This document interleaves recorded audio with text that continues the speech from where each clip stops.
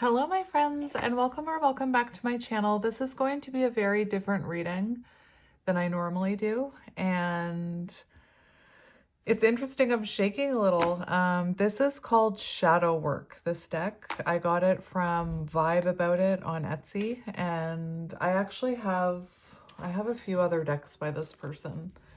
Vibe About It has made this deck and has also made this Love Pop deck that I love so much. So I was looking at decks and there was this shadow one. And I have to start by saying shadow work can be triggering. Shadow work means, accepting your flaws, accepting maybe the distorted ways that you show up in relationships. And I have to say, right away from this reading, I already feel like possibly some of the shadows that come out you could resonate with seeing in your person, or the person you're with, or the person you're in separation with, especially counterparts. And I have to say that sometimes if you see those shadows within another person, especially with like counterparts, it can be symbolic of mirroring. So you're actually seeing something with them that's already within you. Anyway, shadow work is the key to healing, and it can be very hard to do shadow work. It can be very hard to be very honest with yourself. I took a look at this deck, and some of the cards that I pulled for myself, are shadows I know I have, but shadow work can be quite triggering. So I wanted to start off by saying, I'm not here to tell you like, these are your shadows. This is a collective reading, so you may only resonate with some of these. And I just wanted to pull some and talk about the shadows, because we can empower ourselves by doing the shadow work and transforming those shadows into light. And essentially, we can heal ourselves. But it can be triggering. And if I'm pulling a card and you feel incredibly triggered, and maybe even like, I would never do that. It could be that deep down inside you do have some of that shadow, and that's your ego being triggered. So anyway, I just want to say, anyone watching this reading, this could be a triggering reading for you, because we are going to be looking at shadows and talking about shadows. I'm pretty sure I'm only going to get this deck for this reading because, like I said, I feel like it might be slightly triggering.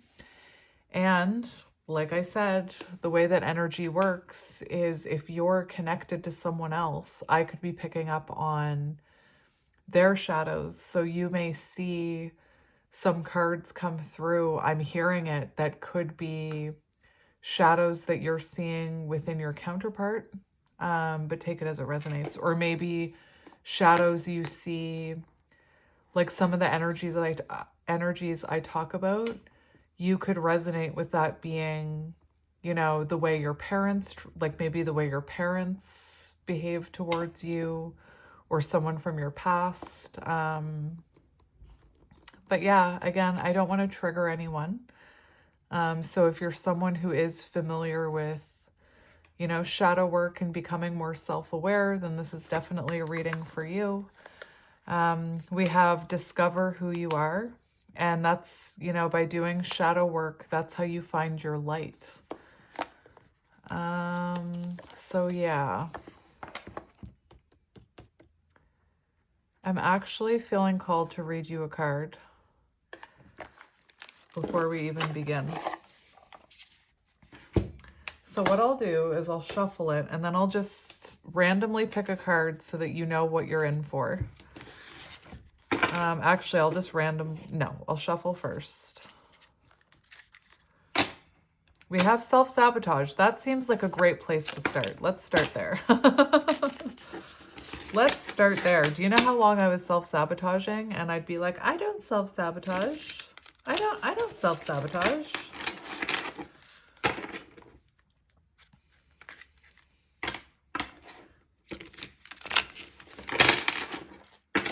So I'm just going to shuffle these for a minute. And again, you may find this triggering. And if you don't resonate with the shadows I'm talking about, then just don't take that message, you know? But if you're feeling triggered by it, it could be that that is an unhealed shadow within you that you haven't recognized yet, you know? And there's absolutely no shame in feeling some of these ways. Anyway, just no shame, no judgment from me. So we're just going to do one more. We have unforgiving. So you could be someone who struggles to forgive.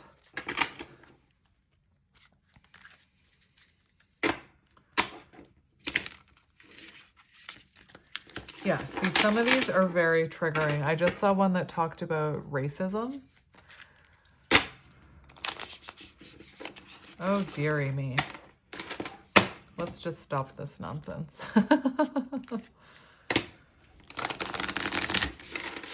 And again, some of these shadows, I heard it right away that if you're a counterpart, some of these shadows that come out could be shadows that you see within your counterpart. So we're just going to cut the deck, and then I'm going to read that first one. I'm not happy with the way I cut that. Hang on.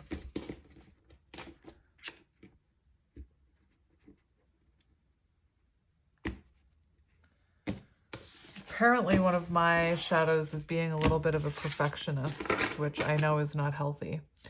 We have nervous. I resonate with this one. I'll be very honest with you if I resonate with them or not.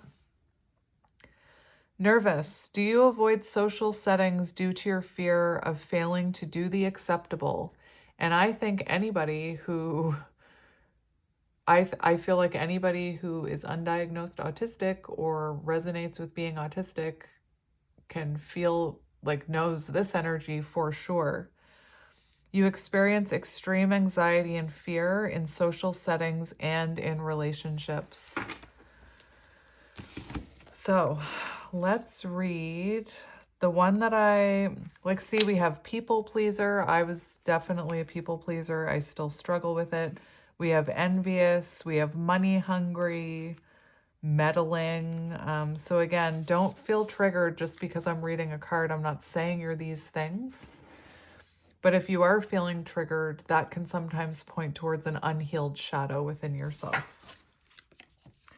So the first one I picked, we have self-sabotage, which that's 5 of Swords energy, and I'm working on my own self-sabotaging tendencies. We have, do you engage in negative patterns or thoughts and behaviors to create obstacles in achieving your goals? You do or don't do things that block your success, or you prevent yourself from accomplishing your goals. And that can be as simple as not believing in yourself. Or, you know, I've been doing these light worker readings where there's a lot of people who are afraid to put themselves out there. That is a form of self-sabotage, playing small, you know, not wanting to follow your intuition, but listen to your fear. So self-sabotage is actually a protective mechanism created by your brain to keep you safe from potential danger or harm. And a lot of it's subconscious. You may not even be aware of this behavior, what was I just saying? Because it isn't something that you do on purpose, but rather something that happens automatically due to past influences.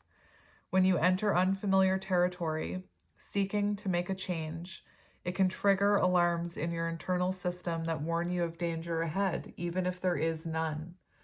Your brain then urges you to engage in familiar behavior to return to comfortable waters. Feeling comfortable puts you at ease again, but ultimately can keep you stuck. You may do this because you feel like an imposter, not good enough, are unsure about a situation, fear success, fear what others think, or seek to avoid emotional pain.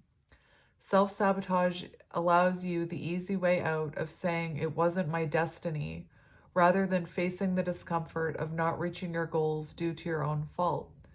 When you allow fear of the unknown to control you, you lose the ability to create a future that could have been possible if you had taken that leap of faith.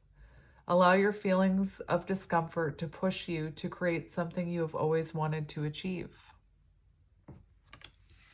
And again, our shadows, like, you don't self-sabotage. Some people maybe self-sabotage on purpose, but a lot of it is learned behavior based on past experiences. And it is our brain's way of keeping us safe, even though in the end, it's actually sabotaging us. And we have nervous here, which I do want to read. I'm someone who was, when I was like 17, I was undiagnosed autistic, but my doctors didn't know what the heck was wrong with me. So they thought I had like generalized anxiety disorder or whatever. It's chronic anxiety. I can't remember what it was called. I was also at one point diagnosed with, I don't know how to pronounce it, but agoraphobia, which is like fear of leaving your house. Which I wasn't actually afraid to leave my house. I was afraid to be in social situations because I was afraid I wouldn't do the acceptable thing, you know? So nervous. You might catch yourself dwelling on words spoken, unspoken, or those you wish you had expressed. Guilty. I'm guilty. The sense of having erred arises, especially when faced with disrespect or dismissal, leaving you feeling undervalued and uncertain. Contemplating who you are and how to fit in, you retreat further inward, contemplating the safety of silence. This tendency may have evolved from years of correction for divergent thinking, fostering a fear of social judgment. Take small steps towards self-acceptance, recognizing not everyone will grasp your uniqueness, so you could be neurodivergent. Remember the diverse tapestry of your thoughts and ideas contributes to your uniqueness. Challenge the notion that conformity equals acceptance and celebrate the beauty of being authentically yourself. With each step forward, oh my gosh, I can't read. With each step towards self-acceptance, you'll find strength in your differences and cultivate a deeper understanding of your true identity. And like I said, I'll be honest, if I'm if I'm resonating with the energy, I have nothing to hide. All right, so let's get some cards for you. So what shadows do we need to talk about? Like I said, you may see this as being a shadow of someone you're connected to, is what I'm hearing. Or you could, you know, have a moment of realization when I'm reading these cards that, yes, you do have that shadow. And again, there's no shame in accepting our shadows. I forgot I was going to read you that card. Our shadows can be our strength when we alchemize them. Anyway, I need to find the card.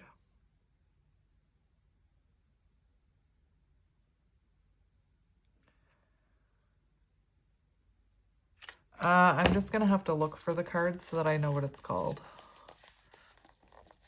It's the jaguar one that I always talk about.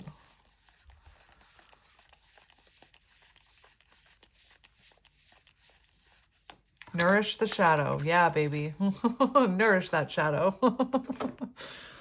I was taught to sweep my shadows under the rug as a child. I was taught, you know, shadows are something to be ashamed of. But anyway, 33 could be symbolic. So I'm going to read this card to you because this is a shadow reading. And I do say jaguar because that's how I pronounce it. Jaguar represents the shadow, the subconscious aspects of ourselves we push away. Carl Jung, I think I'm saying that right, says these aspects usually stem from situations we encountered as children that lead us to feel shame, unworthiness, and abandonment. We then live out these programmed beliefs as adults. Jaguar comes to speak to us about nourishing our shadow. In this image, we see her drinking from the well of wholeness.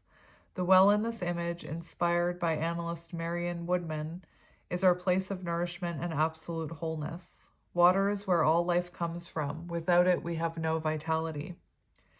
Many of us ignore and starve our shadow aspects because they cause us so much pain. We push them away and we deeply criticize them. We chain our jaguar shadow and confine her to the furthest part of the backyard of our minds.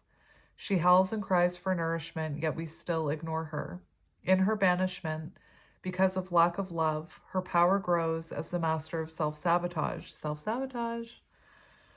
Ironically, if you would begin a relationship with her, you'd find that she is your greatest asset and leads to fulfilling your life's purpose. Funny that we instinctively banish her. Jaguar's medicine asks you to create a self-talk relationship with yourself and to ride the wave of hurt within. Every time a painful feeling arises, you must now tell yourself, I'm right here to feel this with you. I accept this uncomfortable feeling and I will ride it out with you. I am here to feel this with you. If you do this, the emotion will always detox out and dissipate, leading to a much quicker healing. But you must be strong and endure the pain. Commit to riding the waves of emotion within yourself. This is the nourishment your jaguar shadow requests. If you witness her, she will start showing you a new and indestructible indestructible power within. Your shadow is where your diamond lives. And I don't know why, but I was just hearing or seeing the movie Ever After in my head when I couldn't say that word, like that indestructible word. I heard your mouth runs away with you or something, which I think is from Ever After. So Ever After could be symbolic in some way. So I'm just going to keep this card right over here.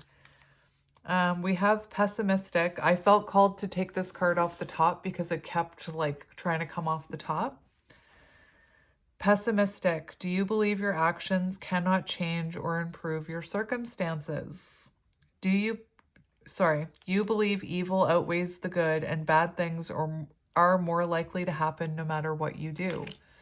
I definitely used to struggle with pessimism. I feel like I've done a lot of work on that.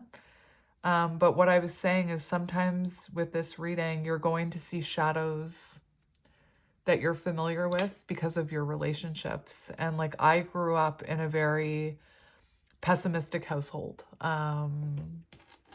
where, you know,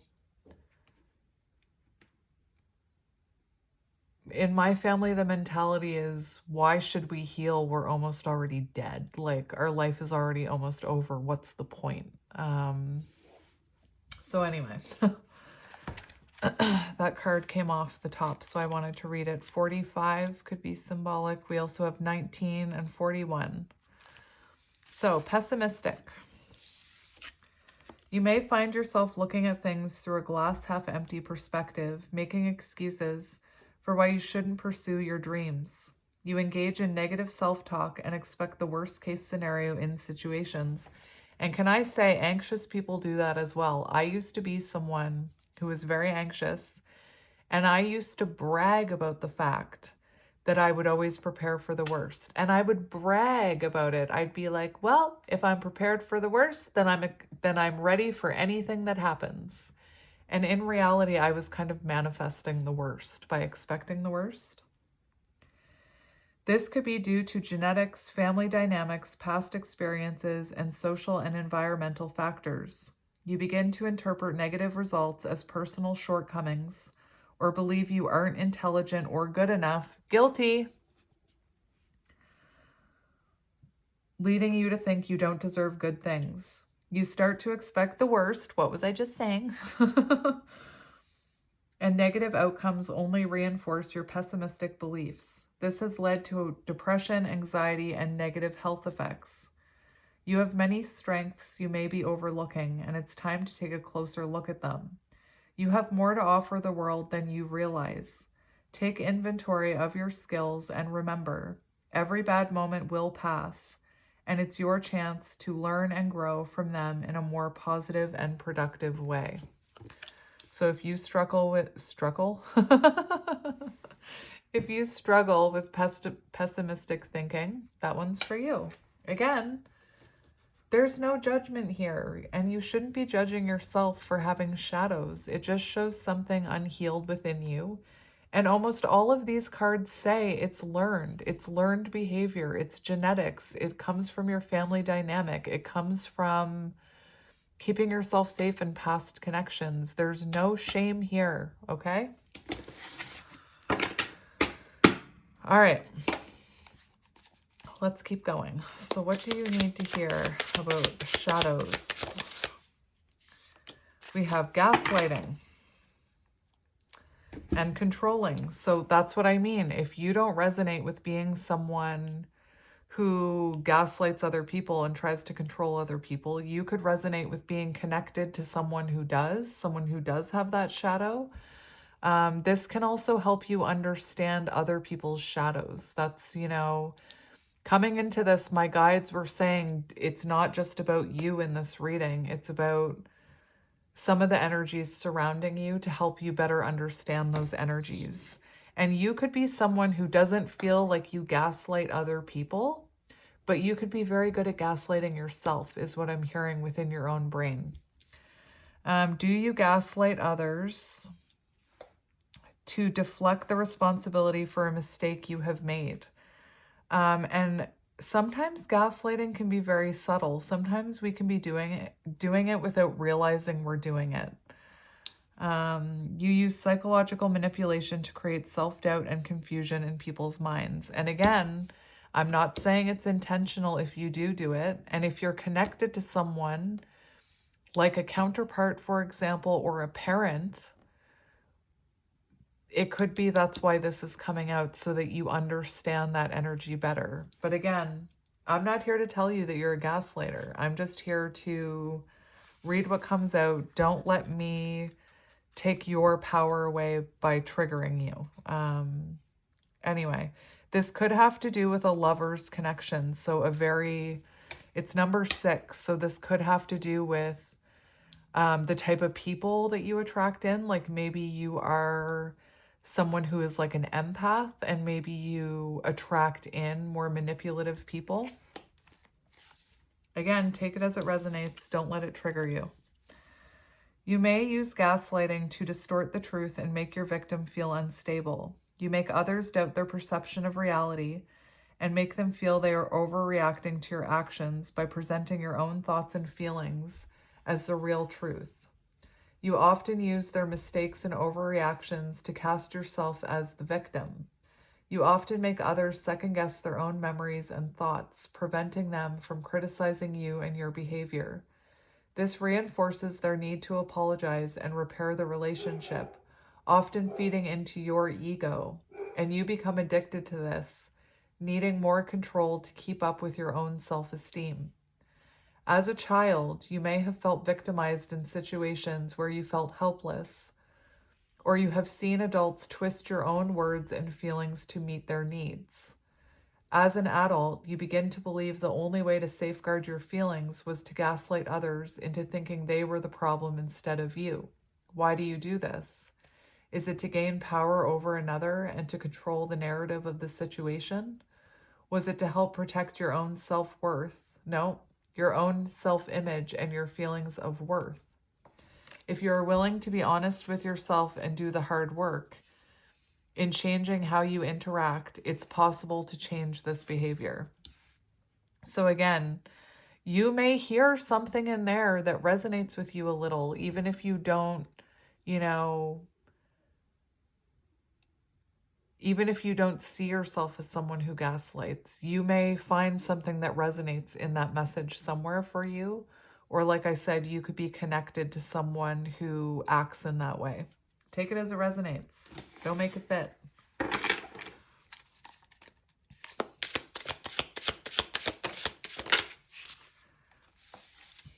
We have restless. interesting. So you could be a little bit of, you could be very restless. Someone you're connected to may have a hard time settling down. Is your compulsion to move based on an intense sensation or unease within yourself? So you could be someone who's always changing jobs, always moving, always like never staying in one place.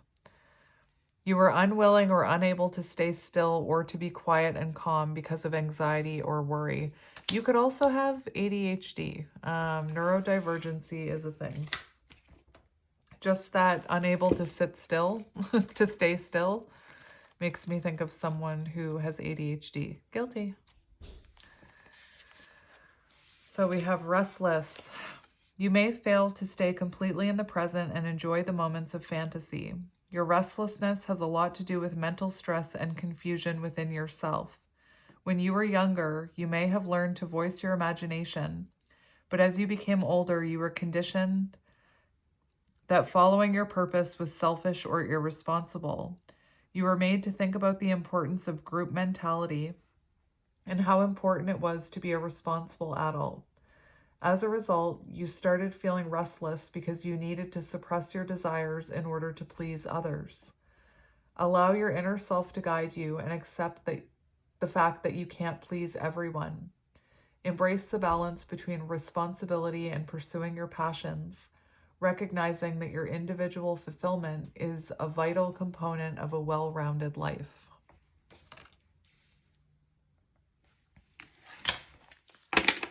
So let's do another one. What shadows do we need to talk about? We have Seek's advice. And I was just good. That is crazy pants. That is crazy pants. I was just going to say you could seek outside validation, and that's exactly what we have on the bottom. That's magic.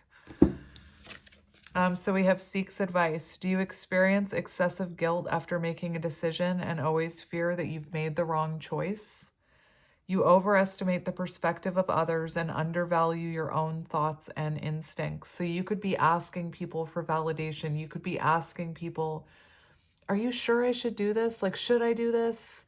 Almost like you're asking for someone to give you permission to do it or to go out. Like I'm hearing go after your dream. When my intuition was telling me that I wanted to go after my dream, the first thing I did was seek outside advice. And guess what those people said? Are you nuts? You want to start your own channel? Is that a thing? Like, can you make a living doing that? Are you sure you want to do that? So I guess I will read everything that's coming out. I'm going to honor what comes out here. And again, you may not resonate with all of these. Seeking advice. At times, you may feel you are not aligned with your own feelings and needs, and you tend to change yourself based on the perspective of others. You have trouble trusting yourself because you fear that you will make the wrong choice and lack confidence in your own ability to do what is best for you. You tend to think from a mindset of scarcity, believing you must maximize and optimize your opportunities and set yourself up with the best possible situation to overcome your perceived shortcomings. You are so afraid of making mistakes or failing at something that you seek out advice to ensure positive results every time.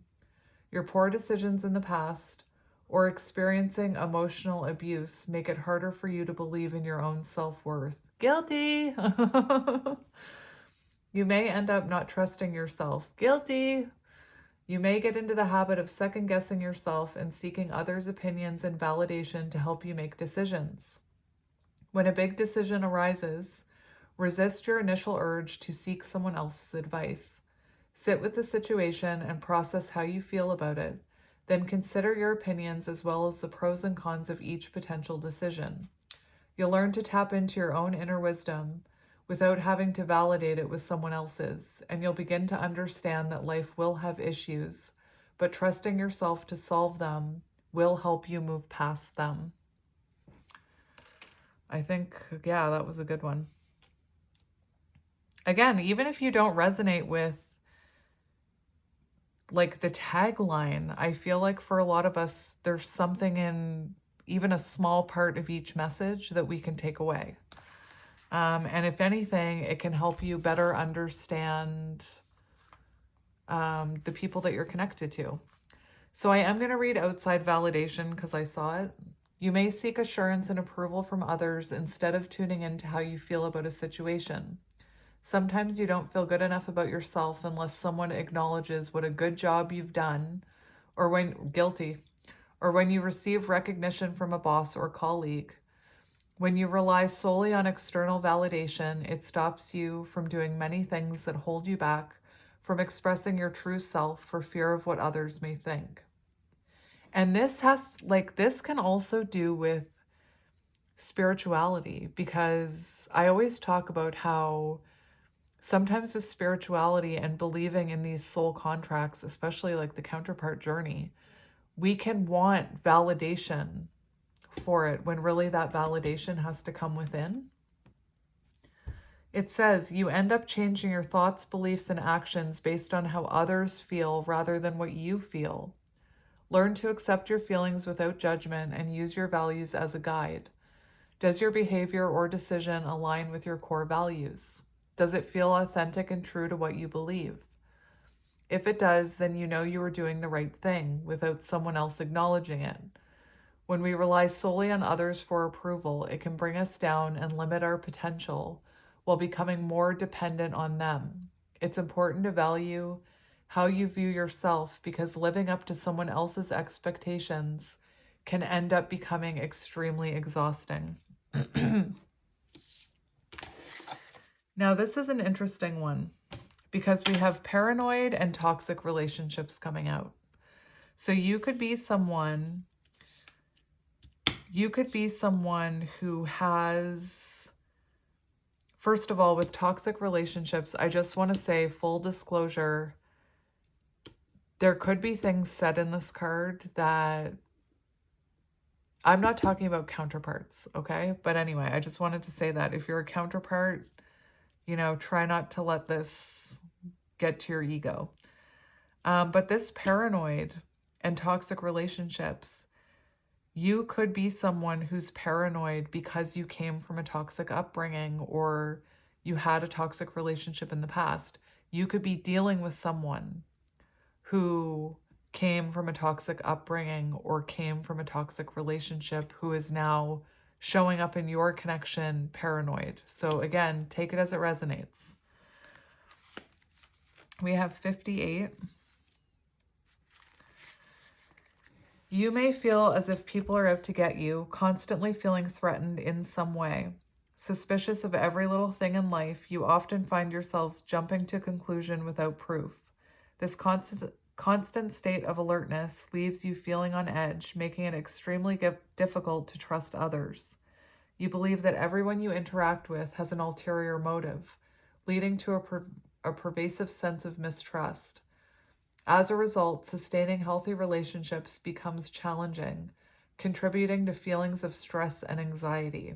I'm telling you, I keep hearing that for some of you, you could feel like I'm talking about your counterpart.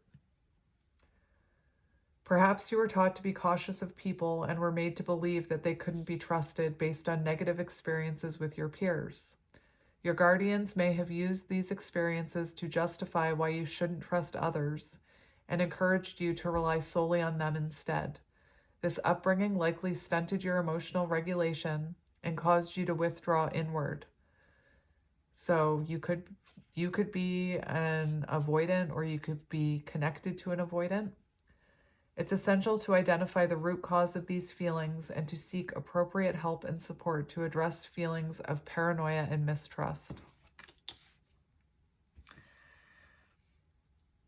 And we have toxic relationships. Do you mistake relationships for love in order to... Do you mistake toxic relationships for love in order to feel some sense of comfort? You find yourself in toxic relationships with karmic people who become codependent with you. So take it as it resonates. 47. Sometimes there's a relationship so intense that you can't seem to let go of it, even if there are many red flags. These relationships, which begin as life lessons, extend beyond the normal. And again, I'm not talking about counterpart situations here, counterpart connections when it comes to this card. This is about karmic connections. They extend beyond the normal expiration date because you trick yourself into believing they are something more than they actually are. You become codependent to someone's presence. However, they are not healthy or sustainable relationships and may become toxic and emotionally exhausting in the long run. You may have thought that fixing yourself or becoming who they want you to become would make the relationship work, but it always ended with you feeling drained, depleted, always wondering why you couldn't fulfill their needs. This may have stemmed from your experience as a child, observing how adults behave around you and concluding that love equates to giving more of yourself to others and engaging in behaviors that were depleting. You conditioned yourself to believe these behaviors were normal and acceptable in relationships. Remember, this is about you and how you feel about yourself, and ultimately what you think you deserve. It is important that you try to prioritize your own happiness and well-being and walk away from any relationship that is not making you feel happy or fulfilled. And that's, that's the thing about karmic relationships, is sometimes with karmic relationships, there's no lessons being learned. There's no growth, and you just stay there. You stay in it with the karmic. And again, twin flames are something different. But let's keep going.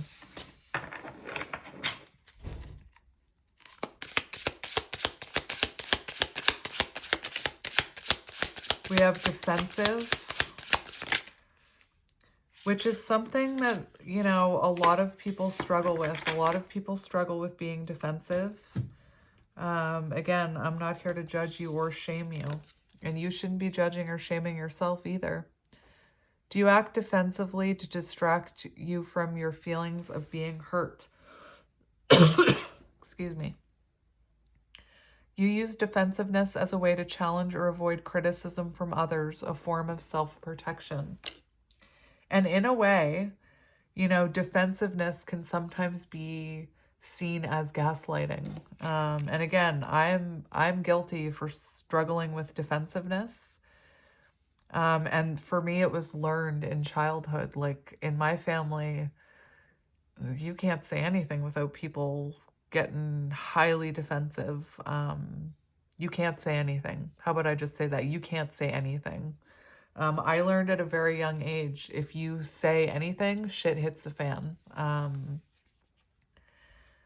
Anyway. And just, to talk about counterpart connections can rip open all of these shadows. They can bring forward all of these shadows. So, defensive. You may overprotect yourself mentally from a situation that doesn't permit your defensiveness. It is an impulsive and reactive technique. Knight of Swords. If you're learning tarot, I'll teach you tarot too. Knight of Swords. Impulsive and reactive. Knight of Swords.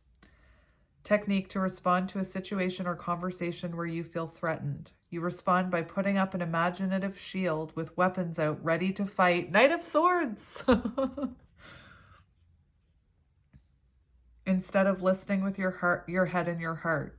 This is probably due to not wanting to be hurt by any type of criticism you feel is negative.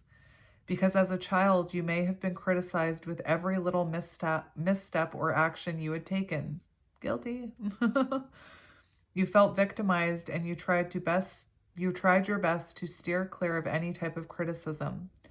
As an adult, you continue to feel this.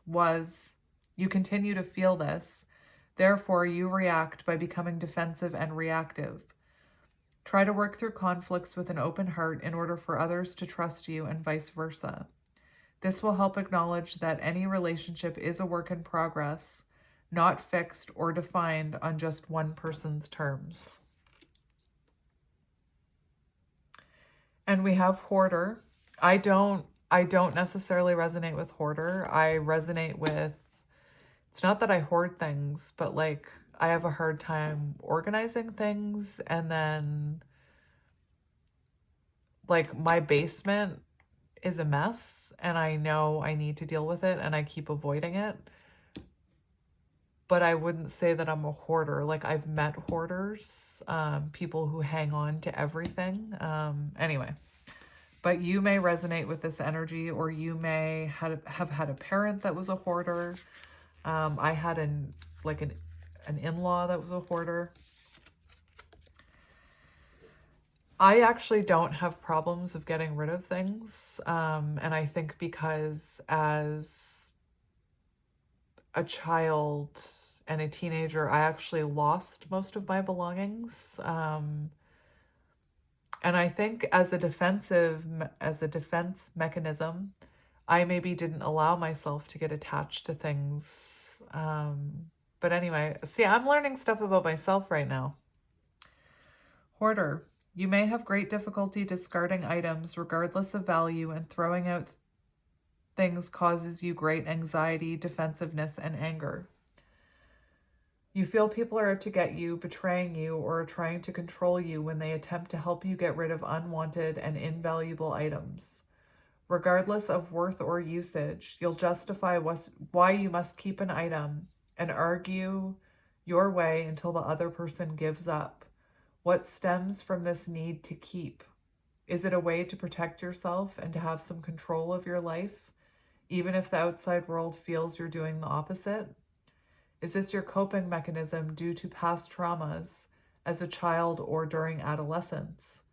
Have you closed yourself off from these triggering conversations that you aren't ready to face and explore yet? Seeking professional help will assist you in uncovering the layers of hurt and pain you've been hiding and help you begin the healing process and getting your life back. So you could resonate with being a hoarder, or even just low key. Like you could be hearing this and realizing, oh yeah, I do have a hard time letting go of things, even if they're not valuable. Or you could, again, be connected to someone who struggles with this. Maybe you've even tried to help someone who's a hoarder. So let's get two more. We have codependent and people pleaser on the bottom. And I have to mention, like, guilty, guilty, guilty, guilty. So these are things that I'm working on as well. And I talk a lot about people pleasing and codependency in my tarot readings. And if you are on the counterpart journey for the feminine, not talking about gender, there's usually a lot of lessons about codependency and people pleasing. So let's read it. Codependent. You were probably raised by parents who were either overprotective or underprotective. You might have been held back from building the confidence you needed to move out into the world, and they made you feel guilty for ever wanting or needing your own life. This makes you reliant on others for your emotional well-being, making your happiness contingent on another's actions or approval. On the other hand, you may have had parents who did not provide enough support. You became accustomed to putting others' needs before your own. This left you feeling very alone and unsafe in the world, and you ended up overcompensating for this feeling by becoming overly attached to others. Be kind to yourself because your needs were not fully met as a child. You did what you had to do in order to survive and to find connections. But now you must reconnect to yourself and your own needs. Identify your fears, start small, and work your way upwards. Remember, you are already complete on your own, and you are your own person. So for some of you, you could struggle with codependency. I've struggled with codependency my entire life. And we have people pleaser, which I'm going to take. Do you feel worthless and think you have no purpose if you can't help others? You have a strong urge to please others, even if it's at your own expense.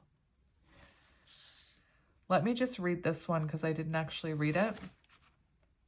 Do you find yourself in these relationships because you cannot recognize your own worth without feeling cared for or needed by others? You have an unhealthy way of obtaining self-esteem. and your feelings of safety is dependent on another.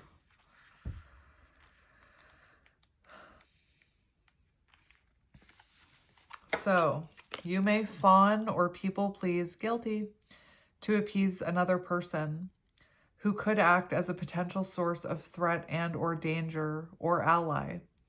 This response causes you to change your behavior and hold back your opinions and desires to please another person and to avoid conflict. Excuse me. Fawning first develops in early childhood when a traumatic event has been perpetrated by a parent or caregiver. You may have learned to fawn to avoid further abuse or mistreatment. You began to neglect your own feelings, opinions, wants, and needs in an attempt to keep the abuser happy and unbothered. This behavior developed more into adulthood, where it takes place without you even realizing it. You begin feeling guilty for saying no and may have engaged in behavior you were uncomfortable with but felt obligated to. Do you feel you are often being taken advantage by others? Do you know what? Up until I started healing, I used to tell people, do I have "take advantage of me" tattooed on my forehead? And I would wonder why I kept letting people walk all over me and take advantage of me. It's because I was fawning. It's because I was people pleasing. Do you feel the need to appease others for them to like you? Do you have difficulty creating clear boundaries? If the answer is yes, it's time to confront your discomfort in saying no. And one of my kids inherited this from me genetically. They were born being a little people pleaser. They were, as a very young child, I could see that they were unable to say no to their siblings. So we actually have, me and they're 12. We've been doing it for years, but we have conversations all the time, and we have a club about learning how to say no and put ourselves first. And that's the thing about shadows and trauma, is that they can be passed down through generations. So even though that's why it's so important to heal those shadows once and for all, and to break these cycles so that we're not passing them down from generation to generation, because that is actually a thing. Oh my goodness.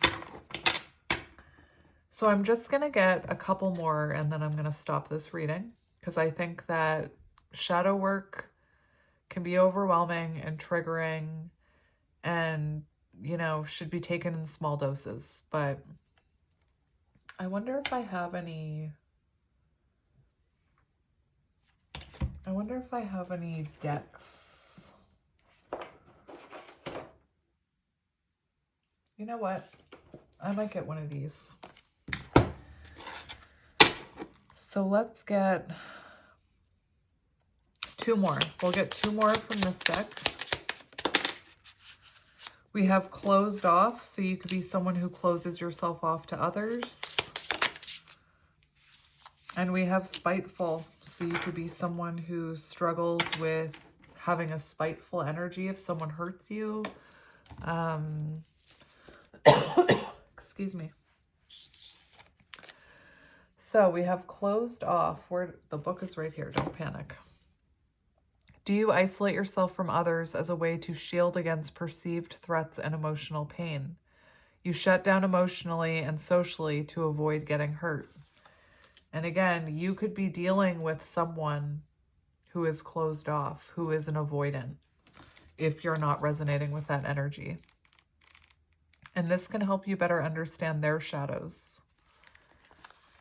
Closed off. You may be reluctant to open up because of fear of being vulnerable and being rejected or accepted by others. You may have grown up in an environment where emotions were not openly discussed or expressed. Me, that's me. Which has led to difficulty in recognizing and sharing your feelings later in life. Your parents or guardians may have been emotionally closed off, or you felt betrayed and abandoned at an early age, resulting in a lack of trust. You may also have been raised in a household that demanded high expectations and unrealistic demands, which has made you reluctant in sharing your vulnerabilities for fear of not meeting those expectations. You may have been a victim of bullying or peer rejection, leading you to be guarded and protective of yourself. Understanding how your childhood experiences have shaped your behavior is the first step to becoming more open and emotionally expressive.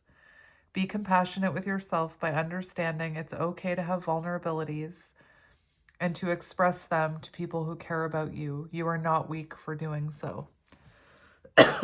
Just like for me, I became closed off with sharing my emotions because I grew up in a household where we were not allowed to share our emotions. We were not allowed to say how we felt.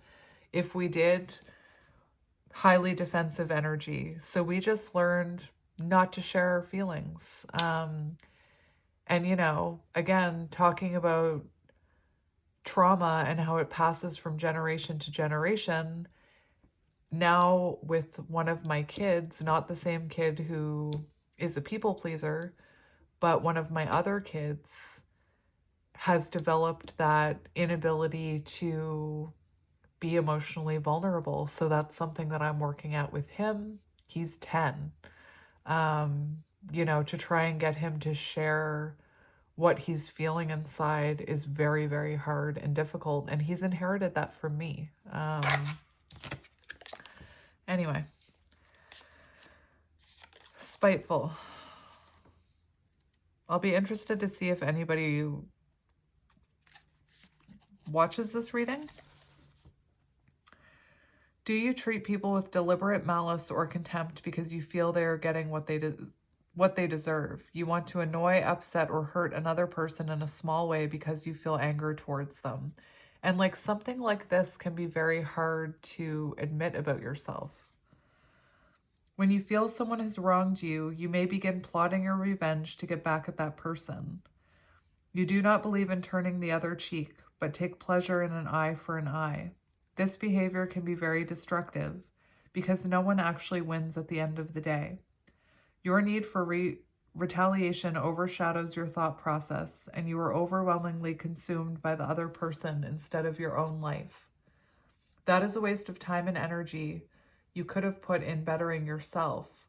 Ask yourself if this spiteful attitude will make you feel better about yourself in the long run.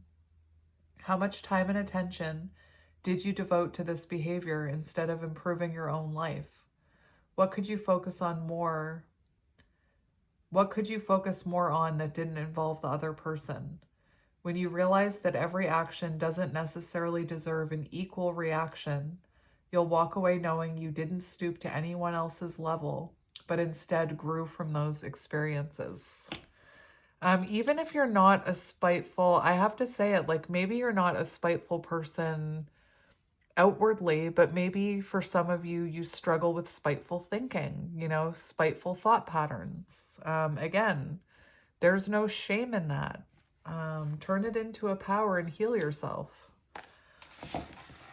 So this says, heal through divine reflection and know the dawning of your true self. And it's called Soul Mirror, See Yourself. So I just want to get one card from this deck. I'm not sure why I'm being called to get this deck. I was only going to get this one, but I'm feeling called to get just one from this deck.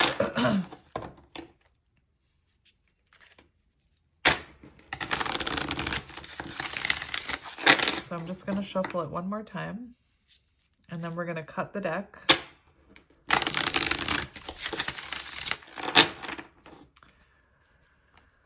So let's cut the deck, and I'm not gonna take the bottom of the deck energy. I'm just gonna shuffle one out. I'm actually not even gonna look at it. No, I should look at it. We have portal open and closed. Interesting. So we'll leave it there. So let's see what you need to hear, my friend, about shadows, about shadow work. We have destiny, and we have priestess. Are some of you destined to be a high priestess? Like, what the heck? And we have judgment. So you could be someone who is, you know, afraid of other people's judgments, or you could be not going after your destiny, especially as a high priestess, because you're worried about what other people will think, or you're worried about the judgment of others. Take it as it resonates. We have potential here, so you could be someone who's not realizing your full potential. All right, so we have destiny. I think these are in, yeah, they're in, I have no idea what this card is about, but for some reason my guides told me to grab this deck. Embrace the power within you to forge your path, guided by the loving light of your heart. Be present in the moment and listen to the signs and symbols that appear in your outer world. They are you, reflected and leading you towards your highest purpose. Your destiny is yours to create. This is also on page 50, which is Hierophant energy. So you could be spiritual destiny, I'm hearing, but you could also be destined to be a spiritual mentor or advisor for others. Anyway. Your heart is a loving guide to your destiny, and your body and outer world experience are a constant reflection of your heart's messages, chaperoning you towards your future. Be present in the now and listen to the signs and symbols that appear and are mirrored around you, as they are leading you to your purpose. Dwelling on the past or stressing about the future creates a cycle of repetition which robs you of the opportunity to enjoy the present and distracts you from your intuitive guidance towards the best version of your future self. Listen to your inner compass. Doing so will help you clear your lens, better appreciate the present, and usher you to a greater future. Your heart is like the North Star, guiding you in the right direction. By deeply listening to yourself and the cues that surround you, you have the power within to forge your path in the ways you desire. This is your destiny. And your reflection. How can I focus on the present moment and fully immerse myself in the here and now? What steps can I take to let go of attachments to the past and overcome any obstacles that prevent me from fully living in the present? How can I cultivate a sense of gratitude and appreciation for the experiences and opportunities available to me right now? And we have Priestess.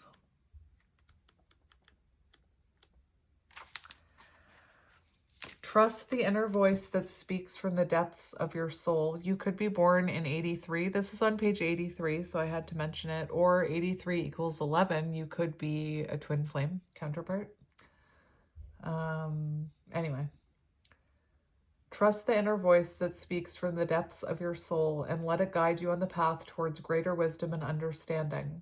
You are capable of great things, and now is a time to remember and unleash your full potential. Take the time to retreat and reflect upon the situation and trust your heart to guide you through. Things around you are not what they appear, so take your time, hold your peace, and listen deeply to your heart's song. Live your life guided by your intuition. Ignoring this song will eventually lead you down a cul-de-sac of confusion and discontent, as it will take you further from your true self, and life's purpose. Perhaps you're afraid to face and unveil your truth. Why? Acknowledge, respect, and work through your reasons so that you can untie this knot and free yourself from its restraints. Do not be afraid. Remember, you are eternally held, and the universe will fill the void you fear. Rekindle your ancient role as a leader, healer, and sacred wisdom keeper. See? The universe is calling on us to face who we are and understand what we are capable of. Stand in your power now and reclaim all that you have forgotten or been taught to believe otherwise. And reflection. I also have to say the High Priestess can be about reprogramming ourselves, seeing through the veil. Anyway. Reflection. How will I stand in my power and reclaim what I have forgotten or lost through lack of belief? How can I cultivate a stronger connection with my intuition and trust in its guidance? So my friends, I'm going to leave this reading here. Hopefully this helps someone. I always just set the intention. As long as it helps one person, that's all that matters to me. So yeah, I'm going to leave it here, but I am sending you guys lots of love and light, and I will talk to you soon. Bye. Your shadows make you beautiful. I just had to say that.